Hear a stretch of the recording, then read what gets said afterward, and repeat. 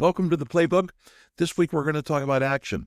When we talk about the definition of leadership, one of the very first things that we talk about is leaders create movement, and creating movement, which requires an action, that action is going to create change. We have a relationship with how we do things because, right, a business is merely a collection of people in a relationship.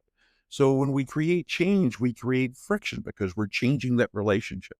That friction in turn creates an opportunity to explore things that you haven't done before, or things that you may be looking to improve or no longer do, as a matter of fact. But one of the things with action that's very important is the starting point is the decision and the ideas. So everything begins with an idea. As a leader, sometimes we have a fallacy of starting with waiting for perfection before we actually act. And acting can be, creating an action can be nerve-wracking, right? It can be something that we feel like if it's the wrong action, we can be punished, or if it's the wrong action, we may have a negative result. So we tend to wait until it's perfect timing, until we have all of the information we think that we're going to need as a leader to make that decision and ultimately call the ball. Great ideas die when you're waiting for perfect timing.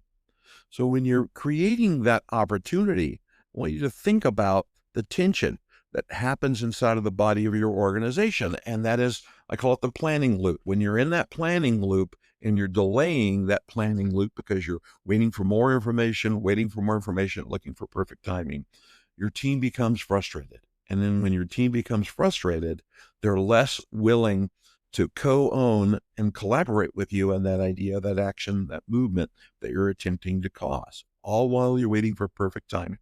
Your team is thinking to themselves, come on, man, let's go. So one thing I want you to think about as the leader, and keep this in the back of your mind, is when you're creating that action, that movement, is that action drives clarity. It's not the reverse around. You're not looking for clarity to drive an action. Action drives clarity. It creates that moment where you and your team are all moving together forward on a process and on a project and learning from each other. And because it's not going to go the way you thought it's going to go, there will be things that you weren't able to see because you're on a net new path, new plan. So think about that. Action drives clarity.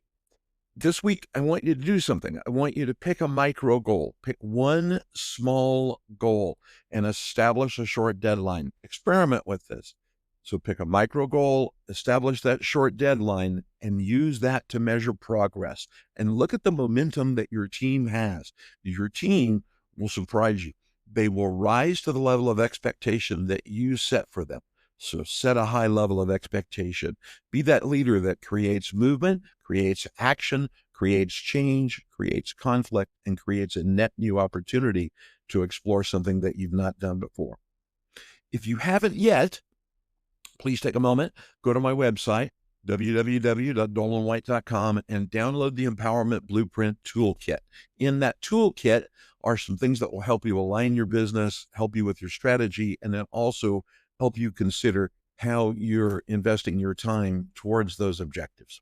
I'm Donald White. I'm the empowerment guy on LinkedIn, YouTube, Substack, a bunch of different places. Thanks for being here for the Playbook.